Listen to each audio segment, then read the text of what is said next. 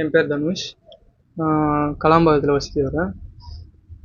காதல் விவகாரத்தினால பிரச்சனையாக போயிட்டுருக்கு. என்னோட நிலைமையிலேருந்து தம்பியை பொண்ணு வீட்டிலேருந்து கடத்திருக்காங்க அப்படின்ற மாதிரி வந்திருக்கு. ஆனால் கூப்பிட்டு போய் சமாதானம் பேசணும் அப்படின்ற மாதிரி தான் சொல்லியிருந்தாங்க. அது எதனால் இவ்வளோ பிரச்சனையாச்சு? அம்மா காலையில் கம்ப்ளைண்ட் கொடுத்துருக்காங்க. அன்றைக்கி பிரச்சனை ஆனதும் தம்பியை கூப்பிட்டு போயிருக்காங்க. அதனால் அம்மா கம்ப்ளைண்ட் கொடுத்துருக்காங்க. இது வரையும் தான் பிரச்சனை எங்களுக்கு தெரியும். இதுக்கப்புறம் என்ன ஆகுது, ஏன்னா இதில் ஜெகன்மூர்த்தியார் ஐயா வராரு அப்படின்ற மாதிரிலாம் இருக்குது. இதெல்லாம் பற்றி எங்களுக்கு எதுவுமே தெரியாது. அவர் இதில் இருக்காரா இல்லையா எதுவுமே எங்களுக்கு எங்கள் சைட்லேருந்து எதுவுமே எங்களுக்கு தெரியல. அவர் இதில் இல்லைன்னு தான் சொல்கிறாங்க. எப்படி சொல்கிறது, எங்கள் சைட்லேருந்து அவரும் கால் பண்ணல, நாங்களும் எதுவும் பேசலை. ஸோ அப்படி இருக்கும்போது அவங்கள ஏன் எடுக்கிறாங்க அப்படின்ற மாதிரி எங்களுக்கு எதுவும் தெரியல. இந்த கேஸ் எப்படி பார்க்குறீங்க பிரதர்? ஏன்னா உங்களால் ஒரு லீடர், ஒரு பொலிட்டிக்கல் லீடரும் ஒரு உயர் அதிகாரி ஏடிஜிபியும் சிக்க வைக்கிறாங்க இந்த கேஸில். அவங்களும் இதில் இன்வால்வ் ஆயிருக்குன்னு சொல்கிறாங்க. நீங்கள் எப்படி பார்க்குறீங்க? அதுதான் சார், எங்கள் சைடில் இருந்து அவர் என்ன பண்ணார் ஏது பண்ணாருன்னு தெரியல. அவங்க அப்பா சைடில்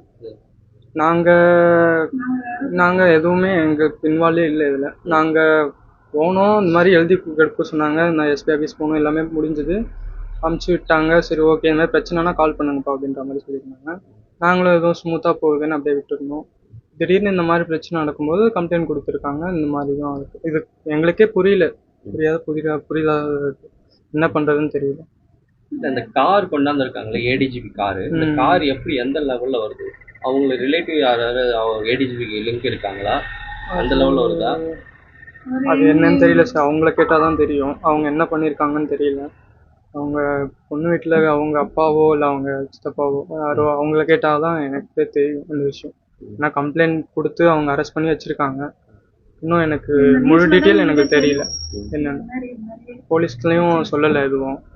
ஸோ அதனால தான் நியூஸ் பார்க்கும்போது தான் இந்த மாதிரி இவங்கலாம் இருக்காங்க அப்படின்றது தெரியுமா? வேற எதுவும் நாங்கள் யாரும் இப்போ இந்த ஏடிஜிபியோ இல்லை ஜெகன்மூர்த்தியோ இந்த கேஸில் இன்வால்வ் இருக்கு உங்களுக்கு தெரியாது? எங்களுக்கு தெரியாது. இதெல்லாம் வரும்னு தெரியாது. ஆமாம், தெரியாது.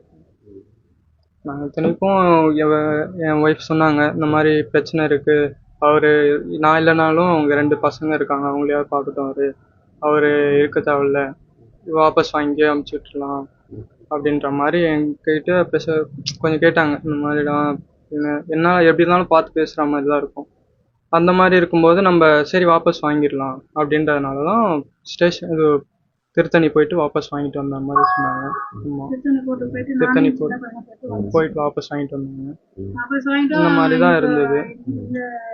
ஏன்னு தெரியல. அதுக்கப்புறம் தான் வாபஸ் வாங்கினதுக்கப்புறம் தான் இந்த மாதிரி ஜெகன்மூர்த்தி ஐயா இருக்காங்க, அப்புறம் இந்த ஏடிஜிபி அவங்க கார் வந்திருக்கு. இதெல்லாம் எனக்கு இப்போதான் எனக்கே இப்போதான் தெரியும். எனக்கே ஷாக்காக இருக்குது, இந்த மாதிரிலாம் இருக்கா அப்படின்ட்டு.